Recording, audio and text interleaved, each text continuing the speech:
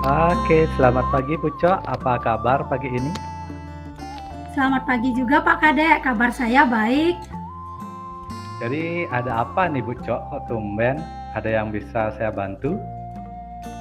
Saya ingin berdiskusi tentang jenis proyek P5 yang akan diterapkan di sekolah.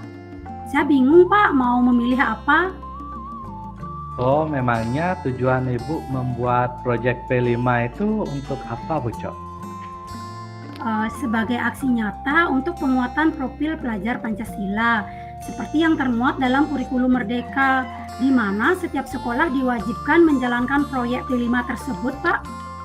Baik, baik, baik. Jadi untuk menyamakan persepsi dulu ya Bu Cok, bisa Bu Cok kasih tahu sedikit apa itu proyek P5?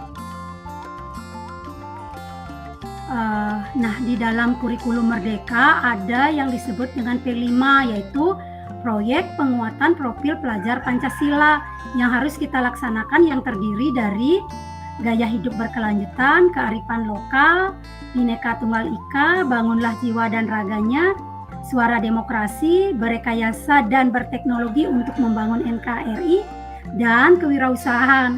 Nah, di jenjang SMP ini kita diwajibkan memilih 3 proyek, Pak.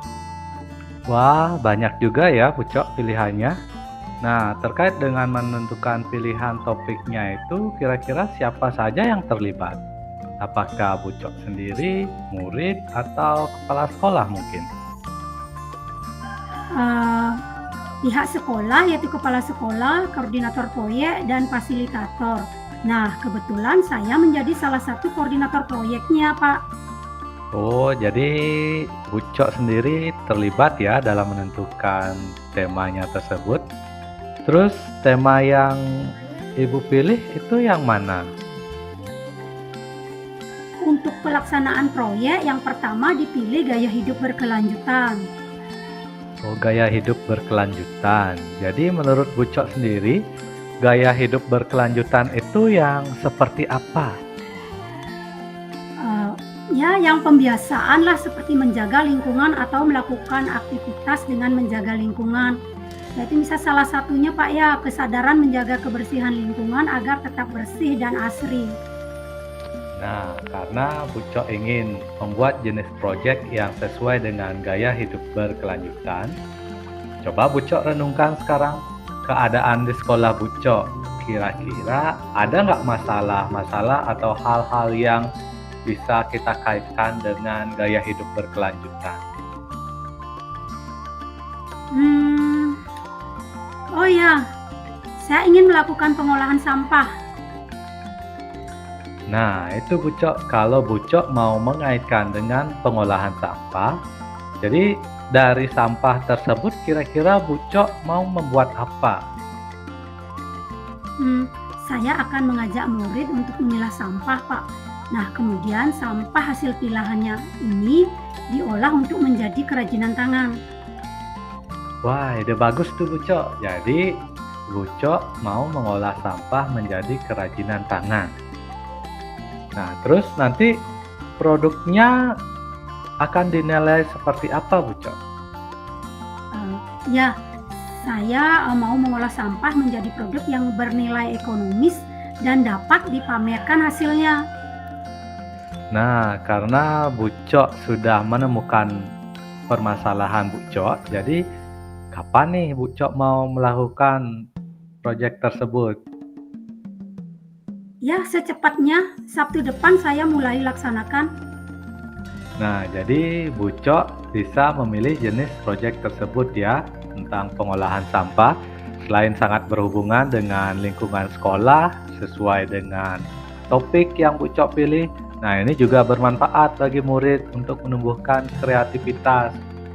Apalagi tadi bilang Bu Cok mau produk yang bernilai ekonomis. Nah, itu menurut saya sangat baik juga untuk meningkatkan kreativitas Bu Cok. Betul Pak Kadek. Saya sudah temukan solusi permasalahan saya. Di awal saya memang bingung sekali. Nah, sekarang sudah ada gambaran mengenai jenis proyek P5 yang akan saya laksanakan. Nah, pada proyek tema gaya hidup berkelanjutan ini, saya memilih pengolahan sampah menjadi kerajinan tangan yang nantinya hasil kerajinan tangan tersebut akan dipamerkan pada pagelaran pameran siswa. Ih, terima kasih banyak ya Pak Kadek ya. Baik, baik Bu Cok, sama-sama. Jadi senang sekali bisa membantu Bu Cok pagi ini. Sampai jumpa ya di pertemuan berikutnya. Oke, sampai jumpa lagi Bu Cok.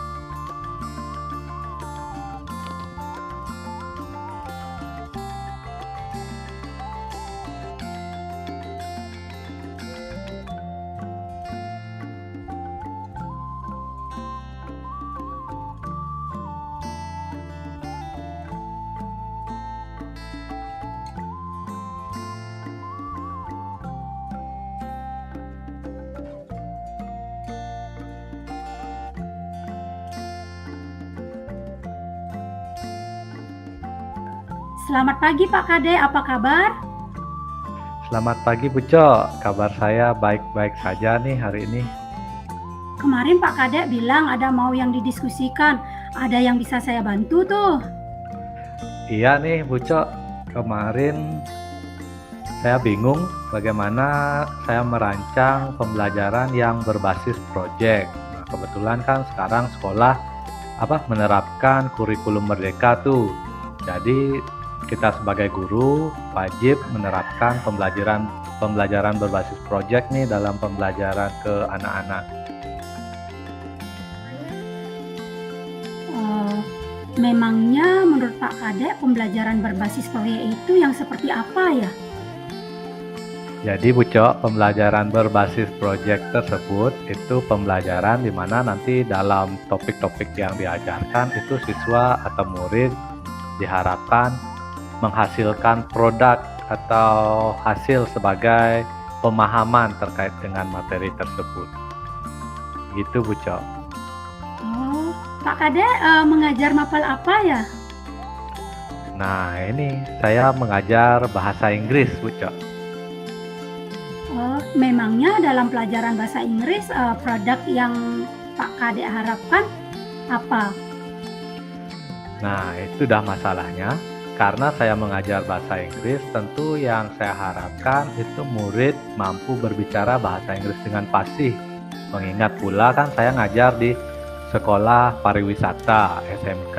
Jadi bahasa Inggris ini menurut saya sangat penting bagi murid-murid untuk mereka bekerja nanti. Makanya di produknya itu saya harapkan sih mereka bisa berbicara atau speaking lah yang bagus seperti itu. Jadi menurut Pak Kadek untuk bahasa Inggris produknya hanya speaking saja ya? Nah ini dah yang saya bingung. Jadi menurut saya itu kan karena kita sekolah pariwisata, tentu murid mampu berbicara bahasa Inggris merupakan kunci utama dalam mereka bekerja nanti. Tapi sebenarnya ada sih kalau belajar bahasa Inggris, proyek lainnya bisa berupa tulisan dan yang lainnya lagi. Apa Pak Kadek percaya setiap murid memiliki karakter yang berbeda dan kebutuhan belajar yang berbeda? Nah, iya juga Bu ya, karena perbedaan kebutuhan belajar. Jadi perlu saya perhatikan juga nih kayaknya.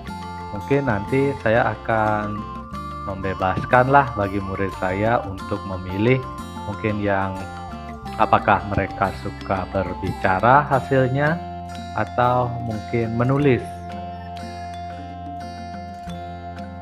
Terus kalau berupa tulisan Pak Kadek mau produk yang seperti apa? Kalau hasil produknya sih sepertinya tergantung dari materinya ya Bu. Jadi kalau menulis sih bisa berupa poster, jadi murid bisa menaruh gambar dan tulisan terkait dengan apa gambarnya, atau bisa artikel, atau bisa juga esai.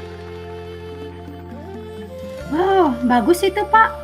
Jadi Merdeka Belajar juga terrealisasi di sana karena mengakomodir kebutuhan belajar siswa yang berbeda. Nah, benar sekali Bu Cok. Jadi dari percakapan ini kayaknya saya akan membebaskan murid ya untuk memilih jenis produk yang sesuai dengan minat mereka. Jadi yang suka berbicara, mungkin mereka bisa ngomong melalui video speaking mereka, terus yang suka menulis, mungkin mereka bisa membuat artikel atau poster terkait dengan hasil pembelajarannya. Jadi kali ini saya jadi sadar nih murid memiliki kemampuan dan kebutuhan belajar yang berbeda. Cuman kayaknya saya perlu membuat kriteria penilaian yang berbeda juga untuk speaking kriterianya bagaimana dan untuk writing juga kriterianya bagaimana. Mungkin itu yang nanti harus saya kerjakan. Ya, benar sekali untuk penilaian yang objektif harus dibuatkan kriteria yang berbeda. Baik Bu Cok, terima kasih nih atas coachingnya kali ini. Jadi saya jadi paham terkait dengan permasalahan saya nih, terkait dengan kebutuhan belajar murid dan juga bagaimana membuat project kali ini. Jadi terima kasih banyak nih. Ya, sama-sama Pak. Sampai jumpa. Saya senang bisa membantu Bapak. Baik, sampai jumpa lagi ya Bu Cok.